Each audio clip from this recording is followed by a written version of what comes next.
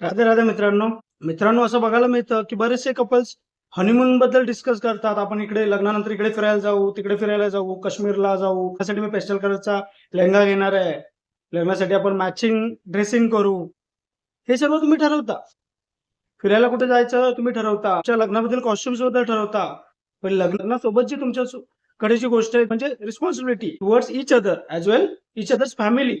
त्याबद्दलचा विचार कोण करणार? फायनान्शियल तुमचा दोघांचा आताचं स्टेटस आणि तुम्ही लग्नानंतर फायनान्सेस कसे मॅनेज करणार आहात, हे डिस्कस केलात का? डॉक्युमेंटेशन मध्ये कोण चांगलं आहे? घरातील सिक्युरिटीज ज्या असतात, इन्शुरन्स, मेडिक्लेम जे म्हणतात ते कोण बघणार आहे?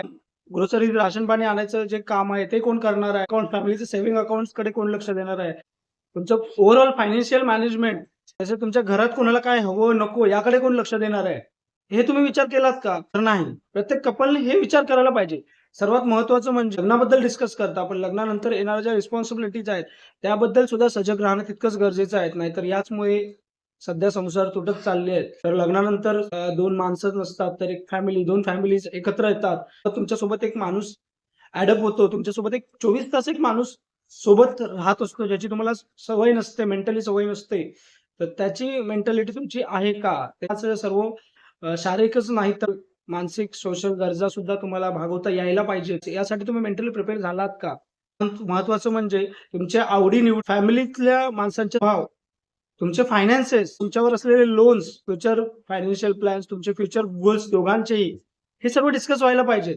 कारण कधी-कधी बघायला मिळतं, की लग्न होतात, नंतर बघायला मिळतं, की दोघांचे कुठेतरी फ्युचर गोल्स वेगवेगळे आहेत आणि त्यासाठी दोघांचा एकमेकांप्रती तितका रिस्पेक्ट नाहीये. त्यामुळे ते कुठेतरी वेगळे होताना दिसायला मिळतात.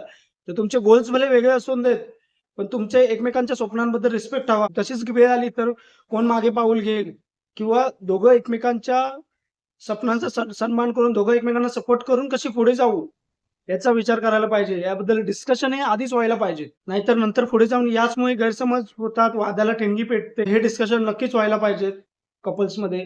त्यामुळे हे डिस्कशन लग्नाआधी कपल्समध्ये नक्कीच व्हायला पाहिजे. दोघांनी समजूतदारपणा दाखवला पाहिजे.